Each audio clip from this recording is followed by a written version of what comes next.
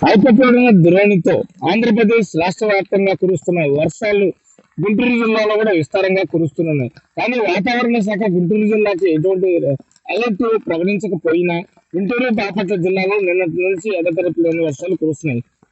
గుంటూరు జిల్లా కొన్నూరు మండలం ఇంటిల్లపాడులో ఇద్దరు మహిళలు చనిపోయారు. ఇదే కాకుండా ఈ రోజు తెల్లవారుజాము నుంచి కురుస్తున్న వర్షాలు ప్రజలు అనేక ఇబ్బందులు గురయ్యాయి. వర్షాలు మరింగా ఎన్ని రోజులు ఉంటాయో వేచి చూడాల్సిన అవసరం ఎంతనండి.